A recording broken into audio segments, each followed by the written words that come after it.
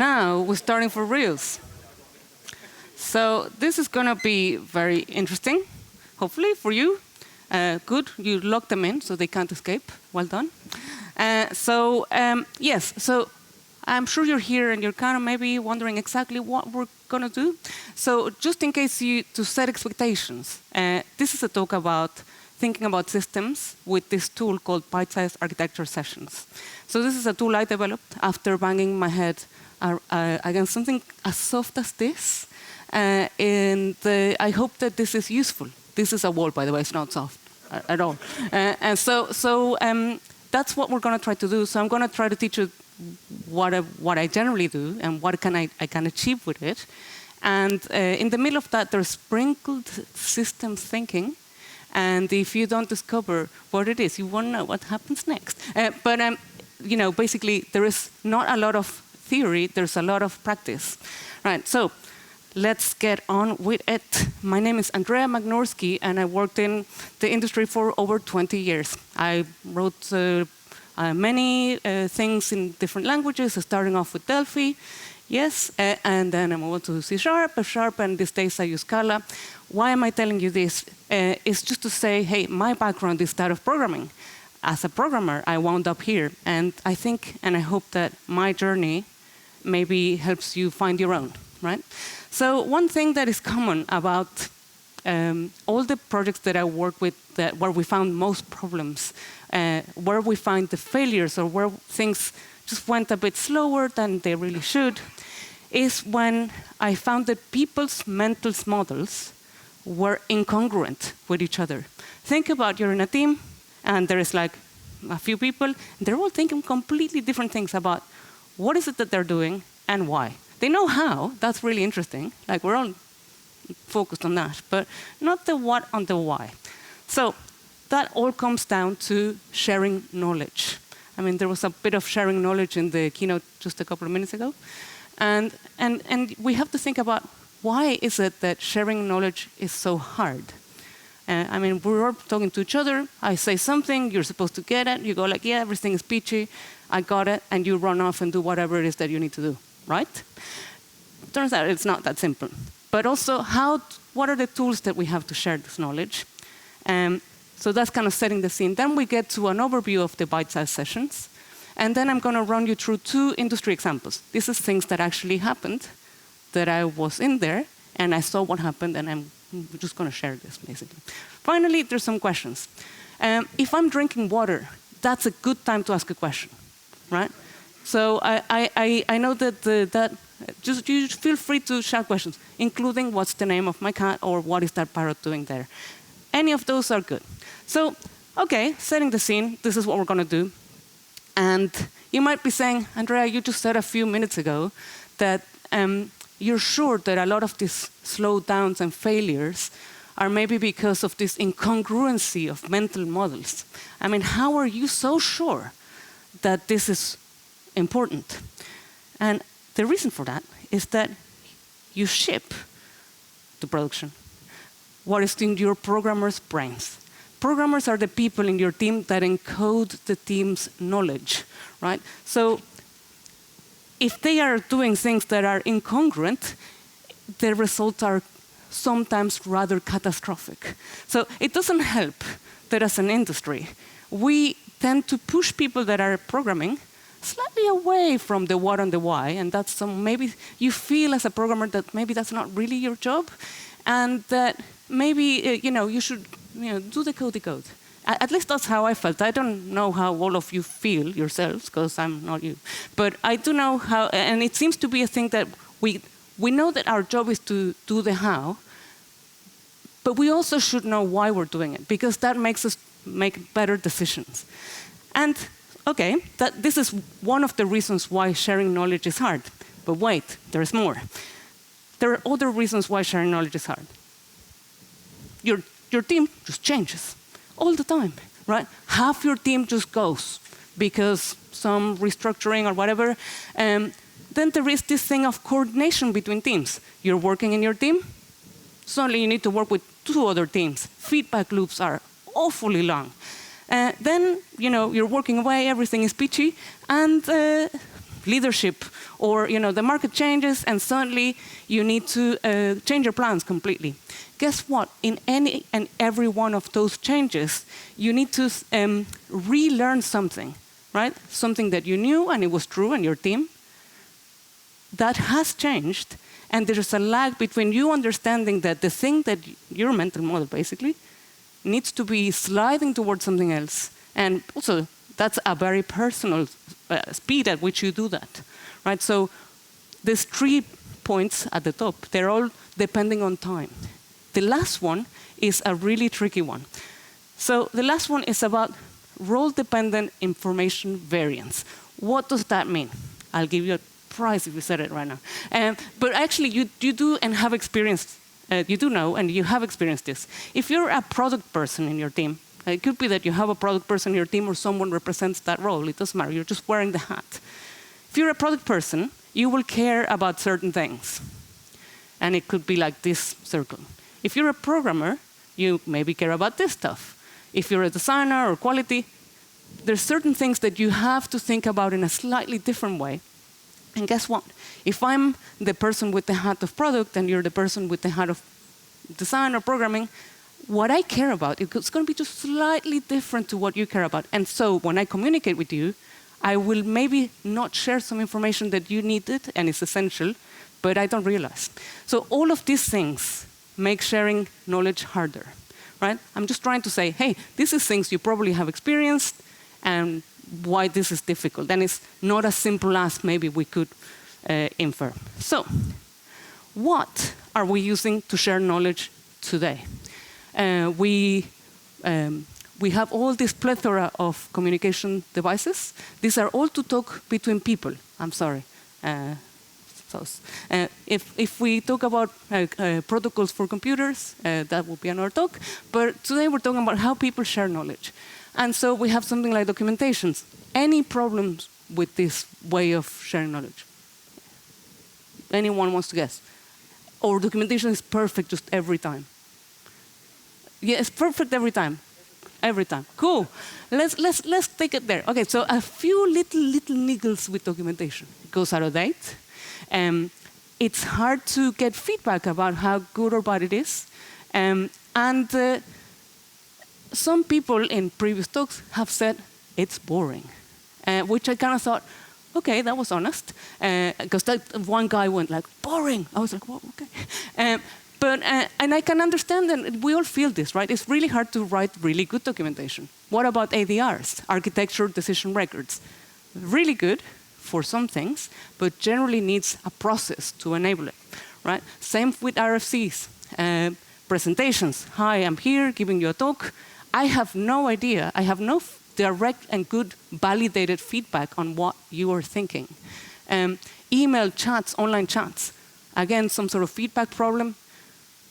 Pairing, ensemble.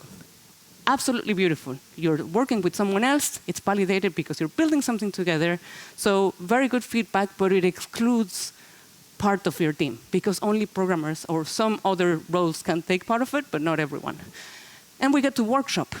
In a workshop, you're supposed to work.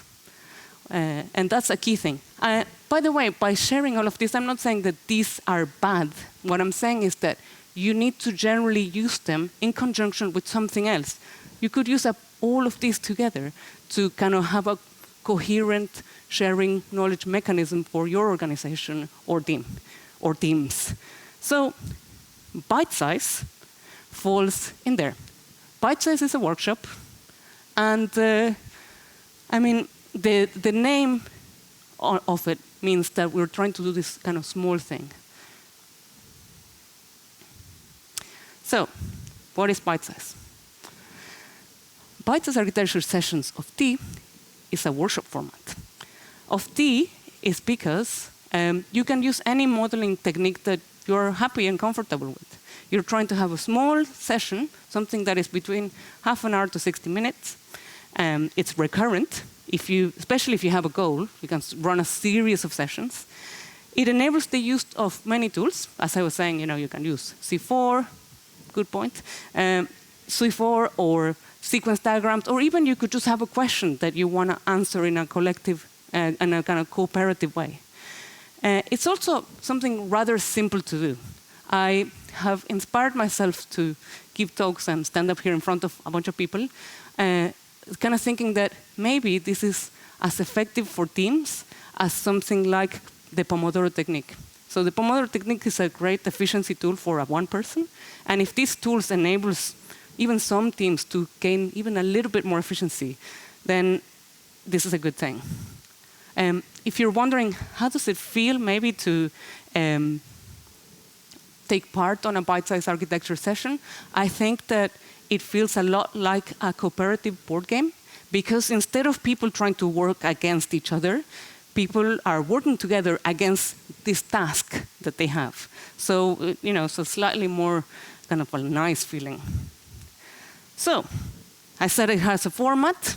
This is the format. If you take one thing from this talk, it would be, for any meeting, if you do some prep, you're going to get a lot more out of the meeting, right? If you take just that, I'm happy. If you take more, well, obviously better. But you start any Bytesize session with some prep. Prep means you figure out who is it that you're inviting, and also if they're ready to take part of it. If you're choosing to use something like C4, do the people attending know C4? Or if they don't, then you teach them it. Whatever it is, you just teach them, prepare them for the thing, right? So that's the prep. Then you get into the session itself. As I said, a session is between half an hour and 45 minutes, depends on things. So you have these 4 parts. The first one is the session goal. What are you doing? Make sure everyone in the meeting knows, A, what they need to do, and B, what's about to happen next. They can't be surprised, right? The second thing is alone together. Now, this is at the very heart of the Bytesize sessions. This is a time, like 3 to 5 minutes, where people in the same room, whether physical or virtual, work alone while in the same room, right? And when the timer elapses, they talk about what is it that they modeled, right? It's easy to do that because you just said, oh, we're doing goal that we did in step 1, right? So they did this 3 to 5 minutes, they draw something, maybe it's a context diagram or something like that, and then they tell the story of what they just drew, right? So this is a good setup for the next bit, which is consensus. And maybe you're thinking, Andrea, this is a strange thing to do, this alone time. But this quiet time allows people to really get into the meeting. I mean, I don't know you, but most of us are either working on something else or had like a million meetings before. And getting into this meeting and having time to actually think about what we're doing and introspect and really kind of start trying to draw it, because you need to show it to everyone else in like 5 minutes, and think, wait, do I actually know how system X collaborates with system Y? Why aren't we doing something, right? So you start to wonder about what you actually know about this, that maybe you thought you know better than you actually do. So it gets you in the meeting, it gets you thinking about the thing, and well, that's a really good thing. Also, it's a great setup for the next step. In consensus, you do exactly what you just did on your own, but now you do it all together. The benefit of doing this is that you now understand, because you heard everyone in the meeting, you understand where these people are coming from. Why are they thinking the way they're thinking? Because they just told you the story about how they think the system works. So this is the longest part of the meeting, and it takes time to actually put all of this together, even if you did something as short on your own. Finally, you have summary. Summary is only a few minutes at the end, and the idea here is to do like a little retro, a mini retro on how this whole thing went. Maybe you can summarize what you learned together, right? So that's the format, and it's not very complicated. It's just a little bit of constraints to enable a much better way to collaborate. So Jim here from ITV, which is a TV channel in the UK, this is what he said after taking part on his first Bytesize session. I think it really crystallizes this idea of you're all working together, and you put something, you bring what you know, and suddenly you get all this other perspective in a kind of ordered way. So now we know what is Bytesize session, and kind of how does it feel, why would you do this? Why would you do this? Well, what you're trying to do is fix the problem of these incongruent views, right? So you're trying to go towards this kind of homogeneous systems view, right? Because it enables introspection and also interaction. It has an enabling format. I know that some of my experiences are, they're just the experiences I have, but neurodiverse people have approached me to say that this is one of the most efficient ways they found to collaborate themselves, which I always think that when, people with some kind of diversity angle have something positive to say, that can be a great signal. And, so I take it as a green flag, so the opposite of a red flag.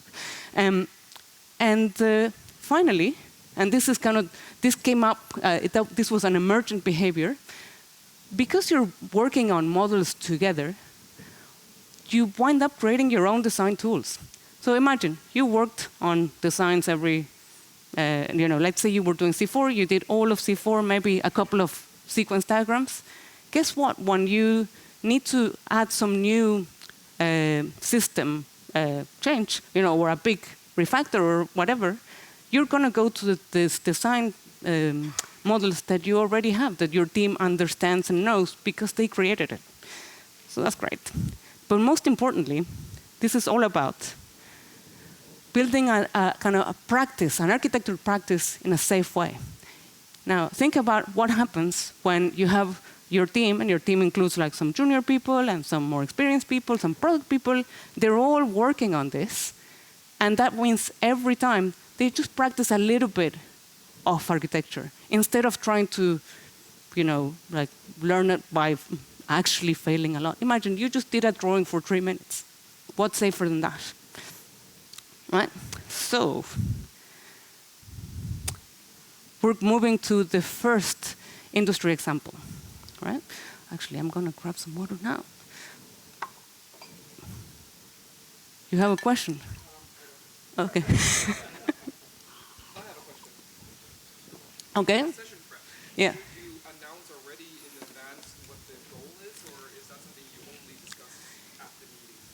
It depends. And it depends on what you're trying to do with the session. Sometimes it's really obvious. Sometimes the team would do weird things if you tell them exactly what you're planning to do.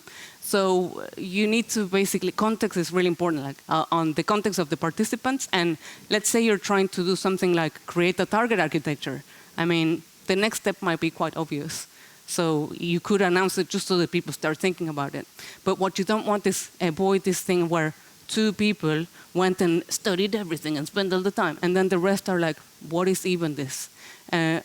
If they do it on purpose. Depends, again, what you're trying to do. You need to situate yourself. Good question, though.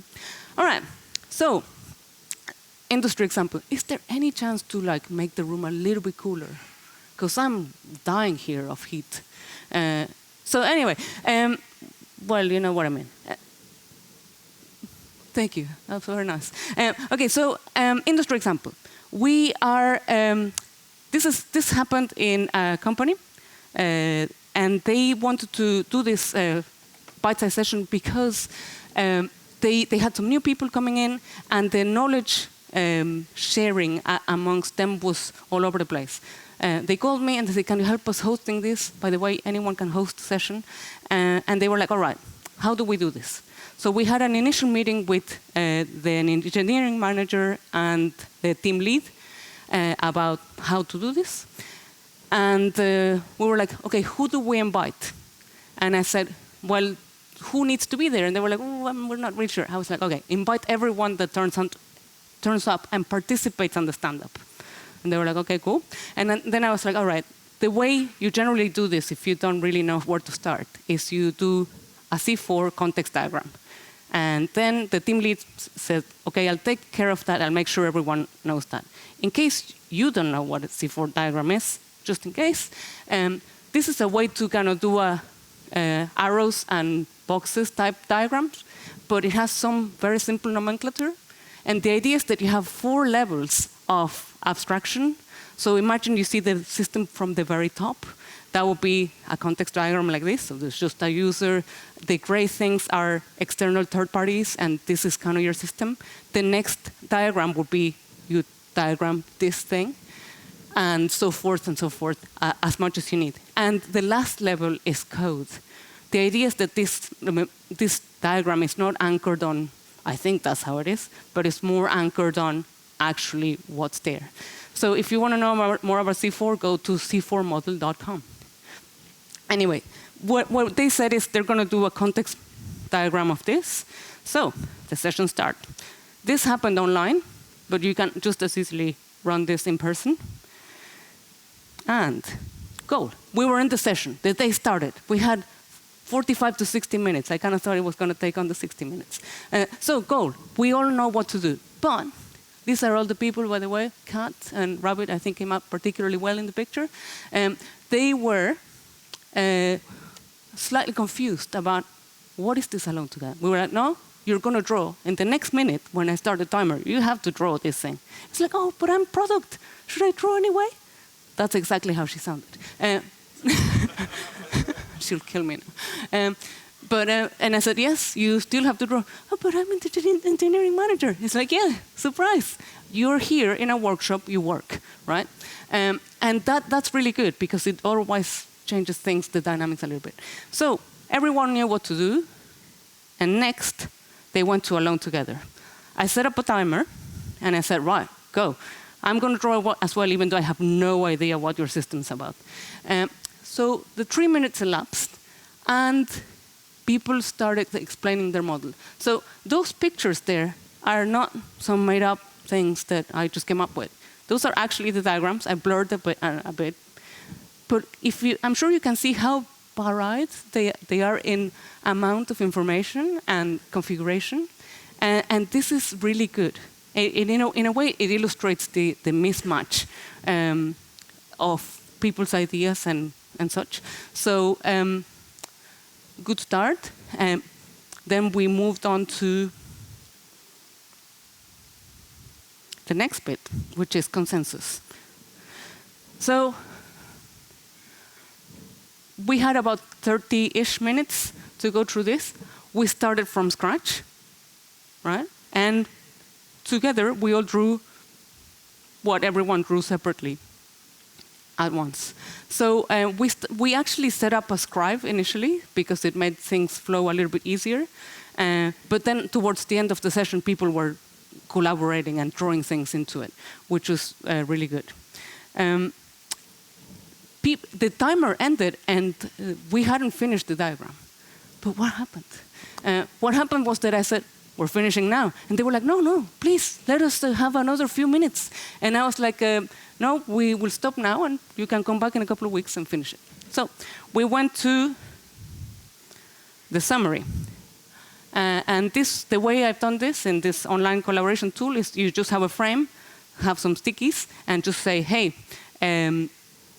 put whatever you think there, how it felt, what you learned, and we'll see what happens. So what they said is that they learned a lot, and they didn't expect to learn a lot.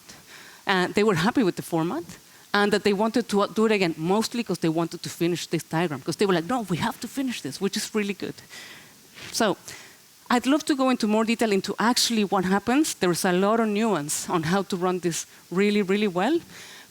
But we can't because we only have so much time. So I made a website trying to condense more or less what's going on there. Also, there's a nice picture of a Kia, which is a parrot from New Zealand. There's not a lot of pictures of it. So, if you can find me some other parrot pictures, that would be great. Oh, yeah, actually, I have put this other picture of more parrots because I was supposed to use this to drink some water, but anyway. Okay, so now you're experienced, by proxy, the first Bytesize session. How about, what can you do with it? What can you do with a bunch of sessions? Well, this is an example of collaborating with 3 teams to work on a kind of complicated refactor of very historical systems. On top of that, we had to do some improvements And we, in the middle of doing all that, we needed to save some money on our star cloud bill, right? Star meaning like asterisk. I can't tell you which one it is. Nobody will guess. To do this, what I said is we couldn't invite from everyone's team because it would be a massive meeting, right?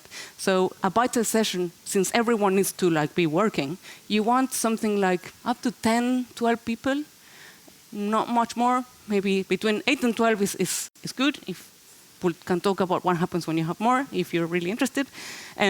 So 2 people from each team, 3 teams, so that's 6. A couple of team leads. We invited product, but they were like, we will give you context, and you go and fix it. Fine, we had that level of trust with product, which is great. And then we did some sessions. I thought that we would need 4 or 5 sessions to do this. But what happened? We will find out now. So, and then, sorry, I know that, but yeah, thank you for laughing, you're very kind. So first Bytesize session. All right, today, in this Bytesize session, we're gonna draw the current state, how our systems currently interact with one another's systems, right? So we had a goal. The goal was clear, let's draw this. We went to Alone Together, and we started drawing. And my experience was that, let's say I was on team 2, and I started drawing my system. And when I started to try to draw team 1, even though I thought I knew it pretty well, because I used to work there, I started drawing it, and I was like, how does this work with that? Why are they sending this information here?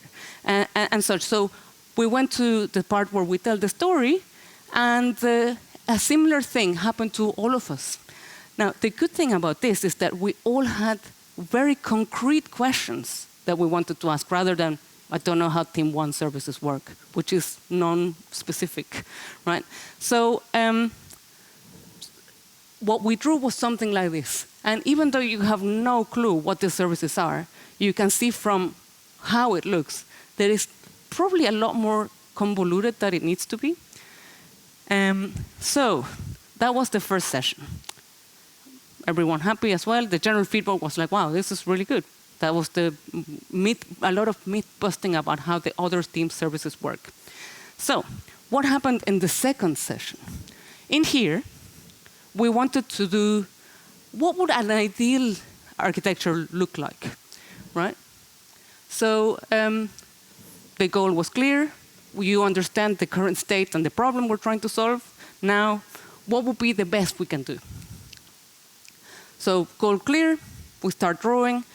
And in here, the interesting thing that happened is that most people drew more or less the same, but 2 people drew something slightly different. It was like a far outreach. It's like, let's change how we interact with the third party, and now all the systems will simplify and stuff. So really interesting to see not that just one person, but actually 2 people came up with slightly different, but equally exciting opportunities. When we got to consensus, because we had all this context on possible solutions that would work, and also everyone else's solution that wasn't these 2 people were similar enough, we started realizing that maybe removing some of the crazier parts that we knew would take too long, we had something that looked pretty good. Also, we all understood that it was really hard to do the crazy but much better solution. However, with a team lead in the meeting, they had all the context that they needed to take it away and maybe try to make a case in management, etc. So suddenly, like 7 people with a lot of context about something that could, actually save money to the business as well. So also we found consensus, actually the kind of consensus. Now, I'm going to make a little pause here to make you think about what just happened. In 2 hours, which is what it took 2 Bytesize sessions, we got not just great understanding about what the problem is across 3 teams, but also we all agreed on a solution. And we had documentation because we had these diagrams that we could then turn into actual documents in 2 hours. I don't know if you had to do inter-team collaboration, but this was super good. So I was very excited. Then, to finish off all the work, we firm up some contracts. We wrote a couple of ADRs, shared them. There was an exchange, fixed up some last-minute problems. And the thing was ready. Like, there was all these tickets that were created. People went and implemented things, which is, I think, really good. Now, if you want to learn more about that particular inter-team collaboration example, you can read about it in chapter 17 of this really nice book. The book is not an MEP anymore. It's by Nick Thune. And, you can learn more there. So this is the second industry example. So this is where we try to come to some place of happiness or sadness, one of them too. So the thing is, like, I just talked to you about this workshop format, right? And the thing about sharing knowledge is that for people to talk to each other and really interact in meaningful ways, there needs to be two important foundational things that need to be there. The first one, which you can probably guess, is psychological safety. That means that how can we talk to each other if I don't like you? If I actually think you're going to hurt me, right? People can't be vulnerable in such conditions. And the other thing that you need is to actually want to learn. It's very, very difficult for you, like me, basically, you, the general you, not you, right? But it's very hard to learn something if you don't think you have anything to learn. So if you turn up to a team and they all look like, I don't know, you need to address both the psychological safety and this kind of growth mindset that you need to have to actually be able to really enjoy and make sense and use of these types of tools. So basically, Bytesize Sessions works, but it will work better if you have more of this, more growth mindset, better effects, and such. So I did think about systems, and I hope that this quote by Ross Ackhoff, by the way, this is a great video that is there. I'll share my slides, but there is a talk about what is systems by Ross Ackhoff. And he talks about how a system is not like the sum of its parts, but its interactions. And you might be thinking, okay, how does this relate to everything that you just said 5 minutes ago? And, well, what I just talked about is how we talk to each other to share knowledge. Those system interactions, those interactions between people are part of your system. The systems we're building are socio-technical. That means that without the people, they don't exist, right? Without that, you just don't actually have a system. If you want, just give it a go. Don't turn up to work, all of you. Let's see how long your systems are alive for. What, a couple of days, maybe? Nervous laughter, very nice.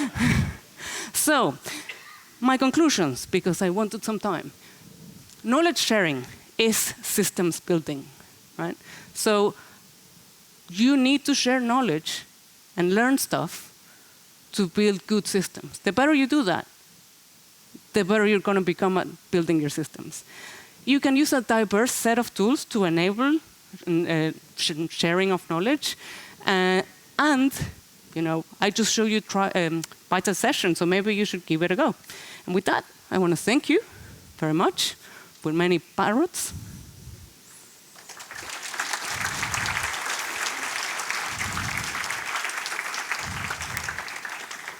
And maybe you have some questions before we all die of being very, very hot.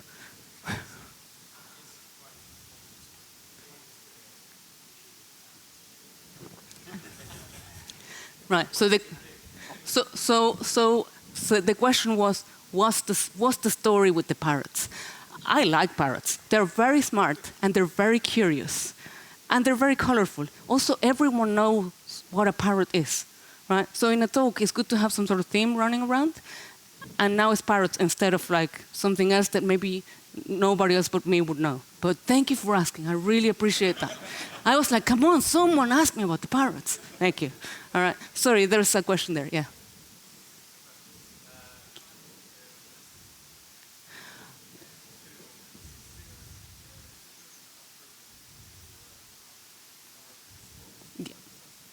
Yeah, so there was two questions. First, what's the name of my cat? My cat's called Mega Chew because he mega chews, as in he's a hungry cat. And the second question was about upper number of participants in the workshop. So I think it really, I'm sorry, but I guess I'm truly an architect because it depends. But really, you don't want more than 10, 12 people kind of thing, Dunbar's number. And the reason for that is because think about Alone Together. You have everyone talking for a couple of minutes, and if that's many people, that goes on forever and people stop paying attention. What you need to do if you need to run something like that is break up the session into maybe 2 sessions. And if you have a concrete scenario in mind, just grab me aside. But what you're trying to make sure is that people feel like they can speak. So in some teams, that's easier with more people, depending on culture, like national culture, and also team culture, and those particular individuals. So that's the actual answer. Yes, another question. I mean, I think when you're having these consensus and you're having that all together, there might come up new questions. There might come up new things that need to be decided, something new decisions and so on. Yeah. How, like, do you put that to the side and then just like have that in another section? But what if those decisions are necessary for this decision and so on?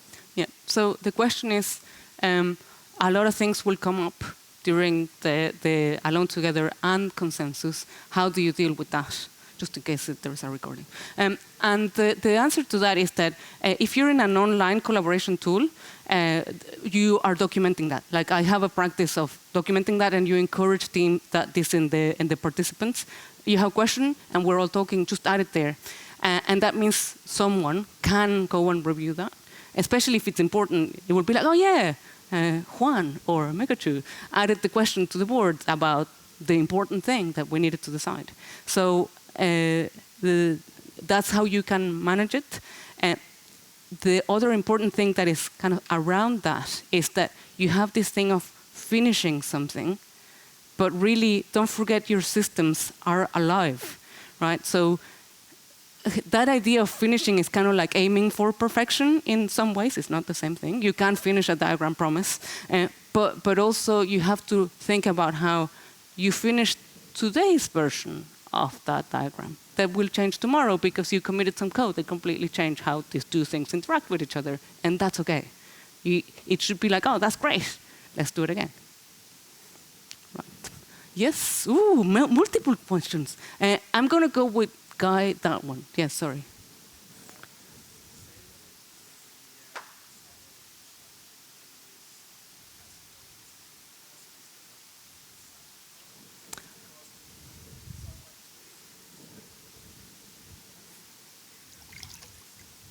Yep.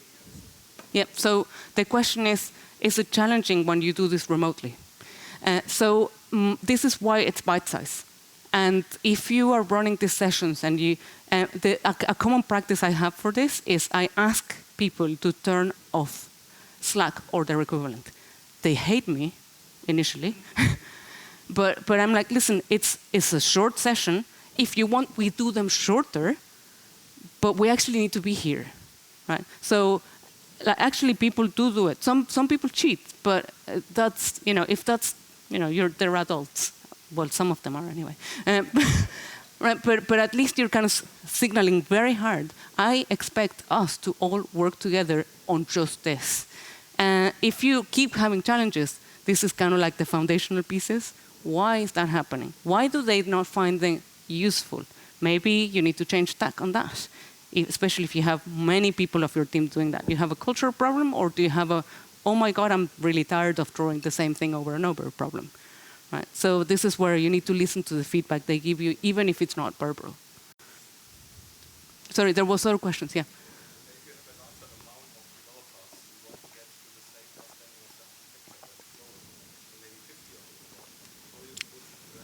Yeah, so the question is, what happens if you have like 50 people? There are a couple of options. It depends.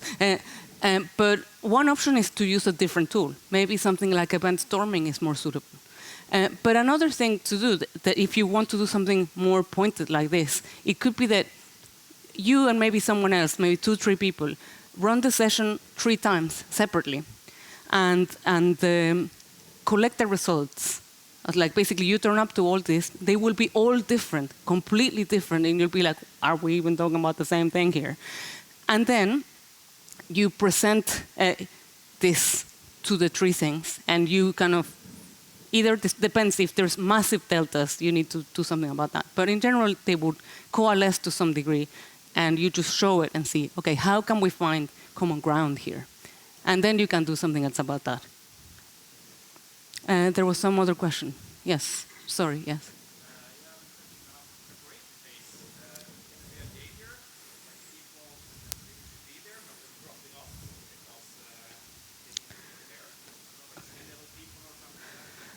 Okay, so the question is on preparation. Is there a risk that some people are missing? Is that your question? Yeah. So the question is, what if they just don't turn up? Like they've turned up maybe the first few sessions and then they stop coming, something like that. Approx. Well, that's the question I'm hearing. So if people start turning up and you need them there, then the best thing you can do is, I know this is horrible, you need to go and talk to them, find out what's going on.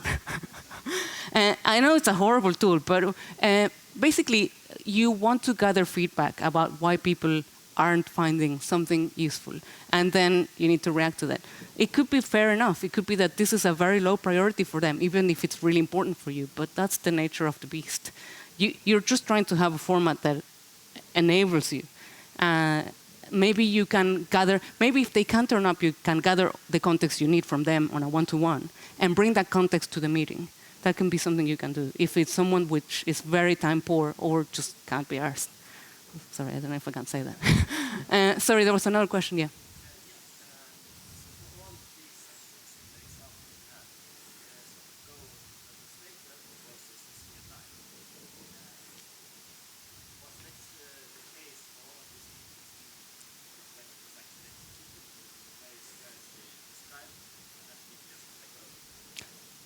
That's an excellent question. So your question is something like, is it always like you have an extremely clear and concise goal that everyone understands?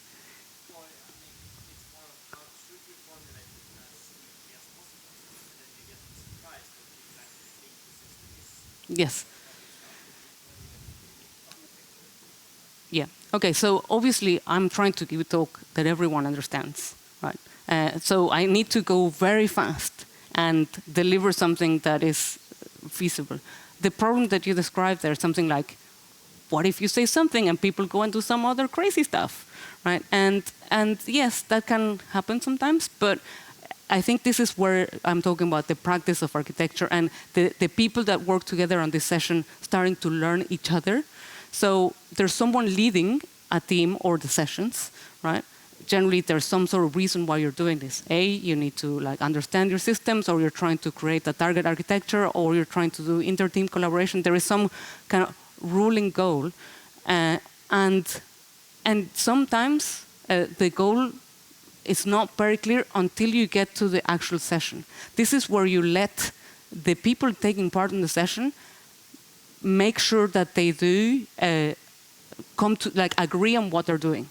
If that's not happening, you should work on making that happen. Yeah, this is why it's the first step of the session. If people are not clear about what's happening, they won't do anything. So you might as well waste time on making that goal clear than to proceed and lose it. I think we're like way over time or whatever, so I'm really sorry. Thank you very much.